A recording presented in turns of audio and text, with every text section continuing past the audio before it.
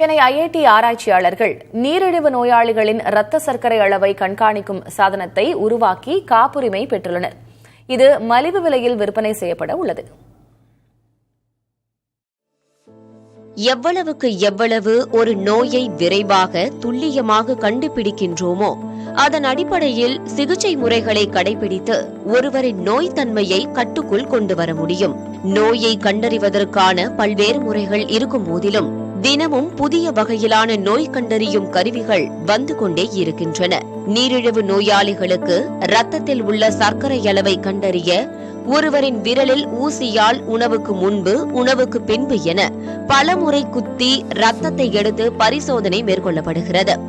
இப்போது இதற்கெல்லாம் மாற்றாக சென்னை ஐஐடியில் நிகழ்நேர இரத்த சர்க்கரை அளவை கண்டறிவதற்கான புதிய கருவியை உருவாக்கியுள்ளனர்.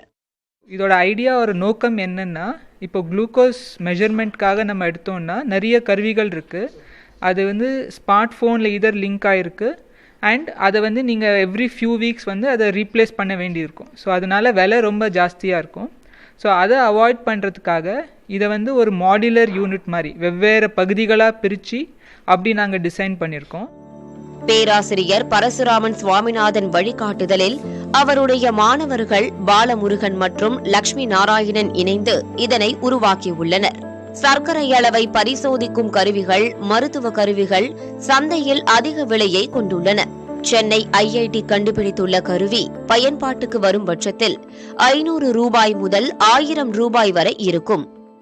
பேசிக்கலி இந்த சிஜிஎம் டிவைஸ் அப்படின்றது ஆல்ரெடி மார்க்கெட்டில் இருக்குது. ஆனால் நம்ம ஊர்க்காரங்களுக்கு அதிகமாக யூஸ் பண்ண முடியாத காரணம் என்னதுன்னா, அது ஒரு பேட்சோட காஸ்ட் ஒரு 3000 to 5000 ரேஞ்சில் இருக்கும்.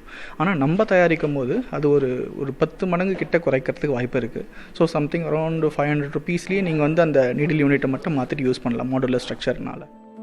புதிய கருவி பொதுமக்களின் பயன்பாட்டுக்கு வரும்போது குறைந்த செலவில் இரத்தத்தின் சர்க்கரை அளவை எளிமையாக கண்டறிய முடியும். புதிய தலைமுறைக்காக ஒளிப்பதிவாளர் சுரேந்தருடன் செய்தியாளர் விக்னேஷ் முத்து.